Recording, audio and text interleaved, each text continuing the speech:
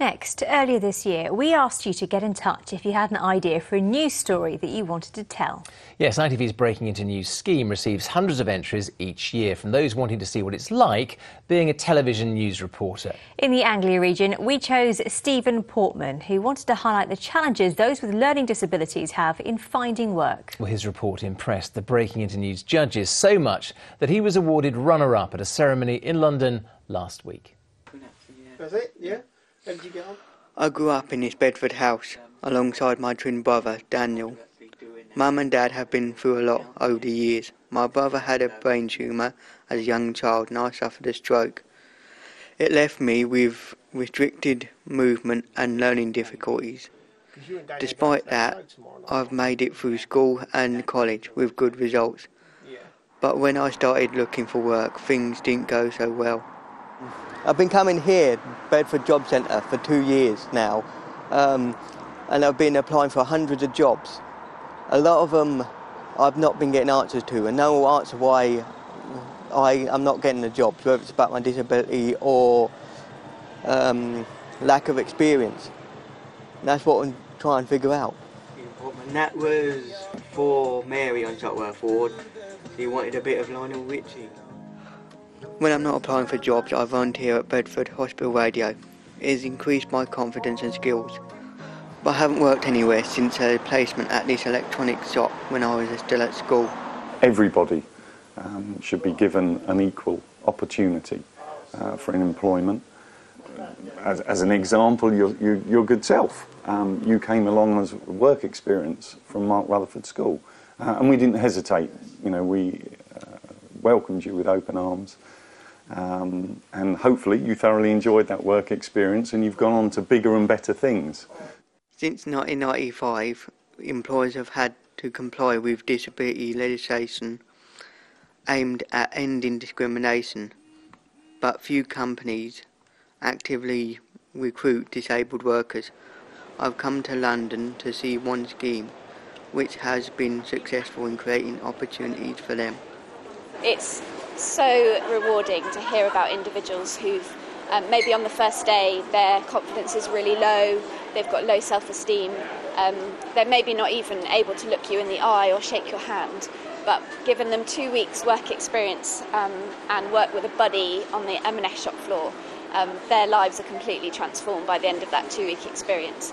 So why aren't more companies following the M&S example? I asked the Minister for Disabled People, Health and Work, Sarah Newton, and she told me we're committed to seeing 1 million more disabled people in work by 2027. But to achieve this, we need to change perceptions of what it means to employ a disabled person. That's why I'm encouraging employers to sign up to our Disability Confidence Scheme, which supports businesses to improve how they recruit and retain disabled employees. My experience is that far more needs to be done to ensure disabled people can find employment. So, what's my next step? Well, after my visit, Marks & Spencer's offered to help me get on the Marks & Starts scheme. It's a good result for me, but I can't help wonder how many more disabled people won't have the same opportunity. Stephen Portman, ITV News. Well, Jane Hatton is the founder of Evenbreak, an organisation set up to help disabled people find employment. Jane, in your experience, does more still need to be done to change employers' attitudes? Oh, definitely. I think still a lot of employers look at disabled people as though they are kind of objects of pity rather than sources of amazing talent. And we find that employers are reluctant to employ disabled people because they still think about all the myths of disabled people being unreliable and expensive and have lots of time off sick and things like that. But that isn't the case. Absolutely not, no. I mean, there's so much research that suggests that disabled people are just as productive as non-disabled people. We have significantly less time off sick than non-disabled people on average. We have better retention rates. We bring additional skills with us. You know, most disabled people have to overcome barriers that most people just take for granted. And then you have to develop creative problem-solving skills and resilience and creativity, all of which are good aspects for employers to access. We heard about the Marks and Start scheme in that report. Are more companies signing up to schemes like that? I think some of the larger companies are. Marks and Spencer obviously is a really good example. There are other organisations also that do some really good programmes for disabled people, but not enough. And also, I think that there's, although there are some good programmes for disabled people around, it's also important that disabled people are included in mainstream recruitment. So it's not just this is our mainstream and this is what disabled people do, that actually the whole recruitment process needs to be accessible and inclusive to disabled people, as well as specialist programmes like Marks and Start. So very briefly, what more can employers do?